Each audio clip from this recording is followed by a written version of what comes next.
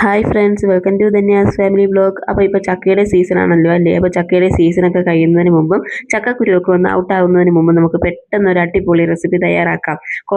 ഒരു കൈപ്പിടി അളവ് ചക്കക്കുരു ഉണ്ടെങ്കിൽ മതിയായിട്ട് നമുക്ക് ഈ റെസിപ്പി തയ്യാറാക്കാനായിട്ട്.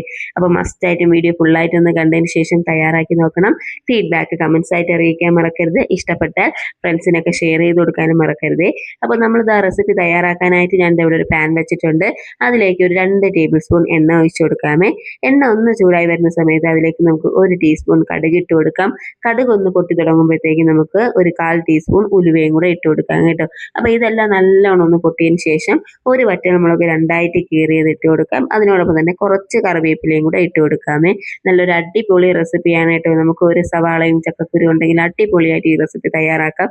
നല്ല സൂപ്പർ ടേസ്റ്റ് ആണ് കേട്ടോ. നമ്മൾ തയ്യാറാക്കി ഈ ഒരു ചോറിനോടൊപ്പം കഴിക്കുമ്പോൾ നല്ല ടേസ്റ്റാണ്. ഈ ഒരൊറ്റ കറി മതിയായിട്ട് നമുക്ക് ഒരു പ്ലേറ്റ് ചോറുണ്ണാനായിട്ട് അത്രയ്ക്കും ടേസ്റ്റാണ്. അപ്പോൾ നമ്മൾ ചക്കക്കുരു കൊണ്ട് സാധാരണ നമ്മൾ ചക്കക്കുരു തോരൻ തയ്യാറാക്കാറുണ്ട്, ചക്കക്കുരു മാങ്ങയും തമ്മിലുള്ളൊരു ഒഴിച്ചു കറി തയ്യാറാക്കാറുണ്ട് അല്ലേ? അപ്പോൾ അതിൽ നിന്നൊക്കെ വ്യത്യസ്തമായിട്ടൊരു റെസിപ്പിയാണ്. അപ്പോൾ മസ്റ്റായിട്ടും ട്രൈ ചെയ്ത് നോക്കണം. ഫീഡ്ബാക്ക് കമൻസ് ആയിട്ട് അറിയിക്കാനും മറക്കരുത്. അപ്പോൾ ഞാൻ കറിവേപ്പിലെല്ലാം ഇട്ട് കൊടുത്തിട്ടുണ്ട് കേട്ടോ. അപ്പോൾ അതെല്ലാം ഒന്ന് റെഡിയായി വന്നതിന് ശേഷം ഇതിലേക്ക് നമുക്ക് ഒരു സവാള നീളത്തിൽ കട്ട് ചെയ്തതാണ് അത് ഇട്ട് കൊടുക്കാം കേട്ടോ. ഇനി സവാള ഉണ്ടെങ്കിൽ അതിടാം, ഇല്ലെന്നുണ്ടെങ്കിൽ ഏറ്റവും ബെസ്റ്റ് എന്ന് പറയുന്നത് ചെറിയ ഉള്ളിയാണ് കേട്ടോ. ഒരു 4-5 ചെറിയ ഉള്ളി എടുത്ത് ജസ്റ്റ് ഒന്ന് ചതച്ചിട്ട് കൊടുത്താലും മതിയേ. അപ്പോൾ എൻ്റെ കയ്യിൽ ചെറിയ ഉള്ളി ഇല്ലാത്തത് കൊണ്ടാണ് കേട്ടോ ഞാൻ ഒരു സവാള ഇട്ട് കൊടുത്തിട്ടുള്ളത്. അപ്പോൾ നിങ്ങളുടെ കയ്യിൽ ചെറിയ ഉള്ളി ഉണ്ടെങ്കിൽ അതാണ് ബെസ്റ്റ്, അതെടുത്താൽ മതിയാകും കേട്ടോ. ഒരു 4-5 ചെറിയ ഉള്ളി എടുത്ത് ജസ്റ്റ് ഒന്ന് ചതച്ചതിന് ശേഷം ഇതിലോട്ട് ഇട്ട് കൊടുത്താൽ മതിയേ. അപ്പോൾ കറിവേപ്പില എല്ലാം ഇട്ട് കൊടുത്തിട്ടുണ്ട് കേട്ടോ. അതിനുശേഷം നമുക്കിതിലേക്ക് സവാള ഇട്ട് കൊടുക്കാമേ. ഒരു സവാള നീളത്തിൽ കട്ട് ചെയ്തെടുത്തിട്ടുണ്ട്. അതിനോടൊപ്പം തന്നെ ഒരു പച്ചമുളകും ഇതേപോലെ ചെറുതായിട്ടൊന്ന് കട്ട് ചെയ്തെടുത്തിട്ടുണ്ട്. അതും കൂടെ നമുക്കിതിലോട്ട് അങ്ങ് ഇട്ട് കൊടുക്കാം കേട്ടോ. ഇട്ട് കൊടുത്ത് അതിൻ്റെ നിറം ഒന്ന് മാറി വരണ്ട, ചെറുതായിട്ടൊന്ന് വാട്ടി കിട്ടിയാൽ മാത്രം മതിയേ.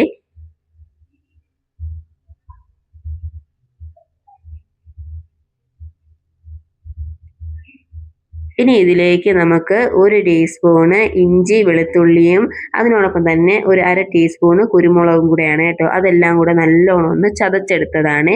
നിങ്ങളുടെ കയ്യിൽ കുരുമുളക് പൊടി ഉണ്ടെങ്കിൽ ഒരു 1/4 ടീസ്പൂൺ കുരുമുളക് പൊടി ഇട്ടാലും മതിയാകും കേട്ടോ. അപ്പം ഞാൻ ഇവിടെ കുറച്ച് ഇതെല്ലാം കൂടെ ചേർത്തൊന്ന് ചതച്ചെടുത്തിട്ടുണ്ട്. അതെല്ലാം കൂടെ ചതച്ച് നമുക്ക് ഇതിലോട്ട് അങ്ങ് ഇട്ട് കൊടുത്ത് നല്ലോണം ഒന്ന് മിക്സ് ചെയ്ത് കൊടുക്കാമേ. നല്ലോണം ഒന്ന് മിക്സ് ചെയ്ത് കൊടുക്കാം.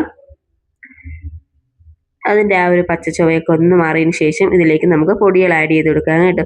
ഒരു 1/4 ടീസ്പൂൺ മഞ്ഞൾപ്പൊടി ആഡ് ചെയ്യുന്നുണ്ട്. അതിനോടൊപ്പം തന്നെ 1 teaspoon Kashmiri chilli powder add ചെയ്ത് കൊടുക്കുന്നുണ്ട്.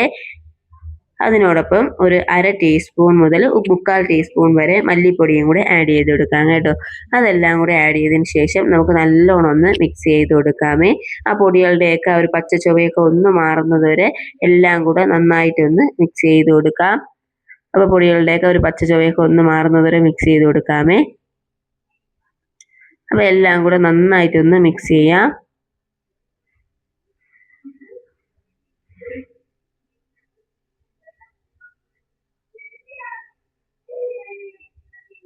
അപ്പോൾ അതെല്ലാം കൂടെ നന്നായിട്ടൊന്ന് മിക്സ് ചെയ്ത് ആ പൊടികളുടെയൊക്കെ പച്ച ചുവയൊക്കെ ഒന്ന് മാറിയിട്ടുണ്ട് കേട്ടോ. ആ സമയം നമുക്കിതിലേക്ക് നമ്മൾ എടുത്തു വെച്ചിട്ടുള്ള ചക്കക്കുരു ഇട്ട് കൊടുക്കാം കേട്ടോ. ഒരുപാട് ചക്കക്കുരു ഇടേണ്ട ആവശ്യമില്ല, ഒരു കൈപ്പിടി അളവ് ചക്കക്കുരു ഉണ്ടെങ്കിൽ മതി നമുക്ക് ഈ അടിപൊളി റെസിപ്പി തയ്യാറാക്കാം കേട്ടോ. അപ്പോൾ അതിൻ്റെ തോലെല്ലാം കളഞ്ഞതിന് ശേഷം ഇതേപോലെ നീളത്തിലൊന്ന് കട്ട് ചെയ്തെടുത്ത് വെച്ചതാണ്, അതിട്ട് കൊടുക്കാം. ഇനി ഇതിലേക്ക് നമുക്ക് ആവശ്യത്തിനുള്ള ഉപ്പും കൂടെ ഇട്ട് കൊടുക്കാമേ.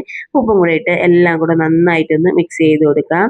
നന്നായിട്ടൊന്ന് മിക്സ് ചെയ്തതിന് ശേഷം നമുക്കിത് വേവിക്കാം കേട്ടോ. അപ്പോൾ നമ്മളിത് വേവിക്കുന്നത് പുളിവെള്ളത്തിലാണ് കേട്ടോ. ആദ്യം നമ്മൾക്ക് പുളിവെള്ളം ഒഴിച്ചു കൊടുക്കാം. ഞാൻ ഒരു നെല്ലിക്ക വലിപ്പത്തിലുള്ള പുളി എടുത്ത് വെള്ളത്തിലിട്ടിട്ടുണ്ടായിരുന്നു കേട്ടോ. അതിൻ്റെ ചാറ് നമുക്ക് ഇതിലോട്ട് അങ്ങ് ഒഴിച്ചു കൊടുക്കാമേ. ഇതിനോടൊപ്പം തന്നെ നമുക്ക് എക്സ്ട്രാ 1 കപ്പ് വെള്ളവും കൂടെ ഒഴിച്ചു കൊടുക്കാം കേട്ടോ. ചക്കക്കുരു നന്നായിട്ടൊന്ന് വെന്ത് കിട്ടണമല്ലോ. അപ്പോൾ അതിന് വേണ്ടി നമുക്ക് ഇതിലേക്ക് എക്സ്ട്രാ 1 കപ്പ് വെള്ളവും കൂടെ ഒഴിച്ചു കൊടുത്ത് ചക്കക്കുരു നന്നായിട്ടൊന്ന് വേവിച്ചെടുക്കാമേ.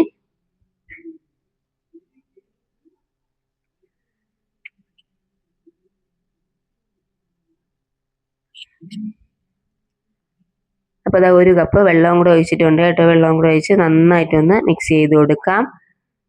നന്നായിട്ടൊന്ന് മിക്സ് ചെയ്തതിന് ശേഷം നമുക്കിത് അടച്ച് വെച്ച് വേവിക്കാം കേട്ടോ. അപ്പോൾ അടച്ച് വെച്ച് ചക്കക്കുരു നന്നായിട്ടൊന്ന് വേവിച്ചെടുക്കാമേ.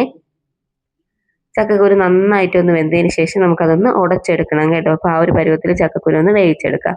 അപ്പോൾ ഇത് വേകുന്ന സമയം കൊണ്ട് നമുക്കിതിലേക്ക് ആവശ്യമായിട്ടുള്ള ചെറിയൊരു അരപ്പ് തയ്യാറാക്കാം കേട്ടോ. അപ്പോൾ അതിന് വേണ്ടി ഞാൻ ദാ ഇവിടെ ഒരു കൈപ്പിടി അളവ് തേങ്ങ ഇട്ട് കൊടുത്തിട്ടുണ്ട്. അതിനോടൊപ്പം തന്നെ ഒരു ടീസ്പൂണ് ജീരകവും കൂടെ ഇട്ട് കൊടുക്കാം കേട്ടോ. ജീരകം കൂടെ ഇട്ട് കുറച്ച് വെള്ളവും കൂടെ ഒഴിച്ച് നന്നായിട്ടൊന്ന് അരച്ചെടുക്കാമേ. നന്നായിട്ടൊന്ന് അരച്ചെടുത്തതിന് ശേഷം നമുക്കത് കറിയിലോട്ട് ചേർത്ത് കൊടുക്കാം കേട്ടോ. അപ്പോൾ ഞാൻ ജീരകം കൂടി ഇട്ട് കൊടുത്തിട്ടുണ്ട്. ഇനി നമുക്ക് കുറച്ച് വെള്ളവും കൂടെ ചേർത്ത് നന്നായിട്ടൊന്ന് അരച്ചെടുക്കാം.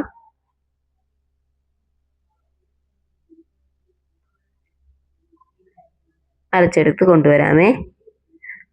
അപ്പോൾ ഞാൻ നന്നായിട്ടൊന്ന് അരച്ച് കൊണ്ടുവന്നിട്ടുണ്ട് കേട്ടോ. അപ്പോൾ ഇത് മതി. ഇനി നമുക്ക് കറി നോക്കാം കേട്ടോ. അപ്പോൾ ഇതാ കറിയെല്ലാം വെള്ളമൊക്കെ വറ്റി നല്ലോണം ഒന്ന് വെന്ത് വന്നിട്ടുണ്ട്. ഇനി നമുക്ക് തവി കൊണ്ട് തന്നെ നന്നായിട്ട് ചക്കക്കുരു ഒന്ന് ഉടച്ചു കൊടുക്കാം കേട്ടോ. ഒന്ന് ഉടച്ചു കൊടുത്തതിന് ശേഷം നമ്മൾ എടുത്തു വെച്ചിട്ടുള്ള അരപ്പ് നമുക്ക് ഇതിലോട്ട് ചേർത്ത് കൊടുക്കാം. അരപ്പ് ചേർത്തതിന് ശേഷം നന്നായിട്ടൊന്ന് മിക്സ് ചെയ്ത് കൊടുക്കാമേ.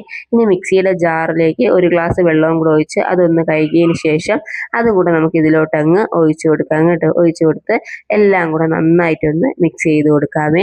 ഇനി നമുക്ക് കറി എത്രത്തോളം വേണോ അതിനനുസരിച്ച് നമുക്ക് എക്സ്ട്രാ വെള്ളം ആഡ് ചെയ്ത് കൊടുക്കാം കേട്ടോ.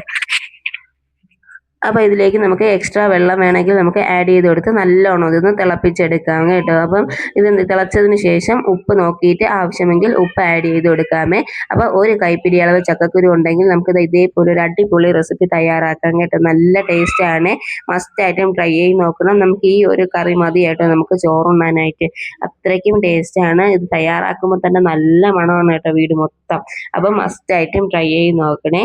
നല്ല സൂപ്പർ ടേസ്റ്റി ആയിട്ടുള്ള കറിയാണ്. സാധാരണ നമ്മൾ ചക്കക്കുരു വെച്ച് ഒരുപാട് റെസിപ്പീസ് തയ്യാറാക്കാറുണ്ടല്ലേ. അപ്പോൾ ഇതേപോലെ ഒന്ന് തയ്യാറാക്കി നോക്കൂ. ഉറപ്പായിട്ടും നിങ്ങൾക്ക് ഇഷ്ടപ്പെടുവേ. അപ്പോൾ ഇതാ കറി നല്ലോണം തിളച്ചിട്ടുണ്ട് കേട്ടോ. ആദ്യം നമ്മൾ ഹൈ ഫ്ലെയിമിലിട്ട് ഒന്ന് നന്നായിട്ടൊന്ന് തിളച്ചതിന് ശേഷം മീഡിയം ഫ്ലെയിമിലാക്കിയിട്ട് ഒരു 5 മിനിറ്റും കൂടെ ഒന്ന് തിളപ്പിച്ചെടുക്കണം കേട്ടോ. അപ്പോഴത്തേക്കും ചക്കക്കുരുവിലേക്ക് ഈ കറിയെല്ലാം നന്നായിട്ടൊന്ന് പിടിച്ചു കിട്ടും. അപ്പോൾ ഇത്രയേ ഉള്ളൂ. മസ്റ്റായിട്ടും ട്രൈ ചെയ്ത് നോക്കൂ. ഫീഡ്ബാക്ക് അറിയിക്കൂ. Thank you.